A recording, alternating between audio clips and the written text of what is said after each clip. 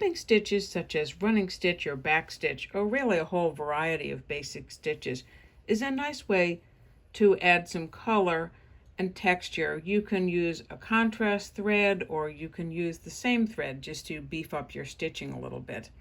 And here I have whipped the stitches through parallel rows of running stitches. So I'm going to demonstrate this first on running stitches because you see whipping, which is also called lacing, done more often on running stitch than you do on back stitch, and I think you'll see why.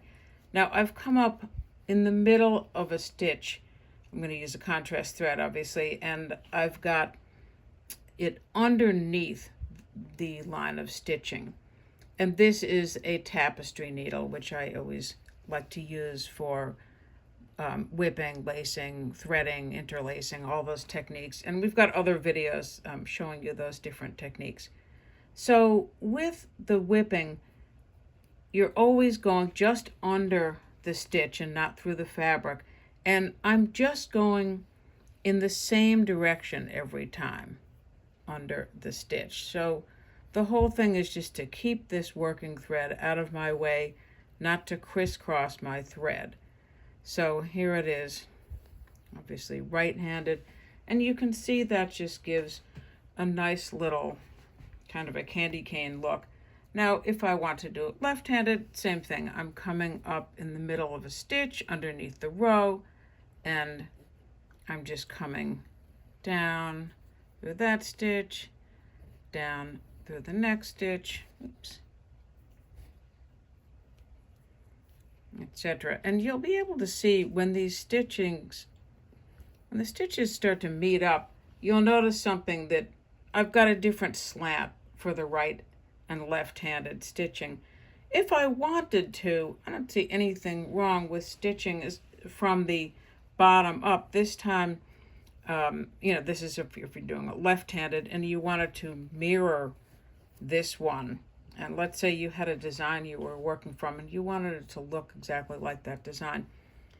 So now I'm coming up in the middle of the stitch still, but above the line of stitching. And I'm always passing the needle away from me. As long as you're always passing the needle in the same direction, whether it's always toward you or always away from you or always up and always down, then I think you're always going to be okay. You're still doing the lacing or the whipping, and you can see you can pull this up more tightly, you can leave it a little bit looser. Now here it is on back stitch.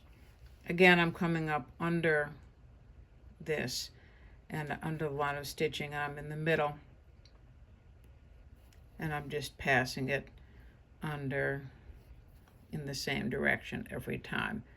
This wraps it a little more tightly, obviously, because the back stitches are close together, and sometimes that's just what you want. I find that you can see the contrast in the threads better when you're doing this on running stitch.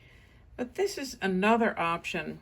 Just wanted to show over here what it looks like if you have done the back stitches and then you're whipping them with the same color of thread. It's maybe not the most exciting thing you've ever seen, but it makes a dense, smooth line that reminds you a bit of stem stitch. So it can serve kind of that same function and design. So it's just one option. I know Sue Spargo likes to use that a lot, and who am I to argue with Sue Spargo in her designs?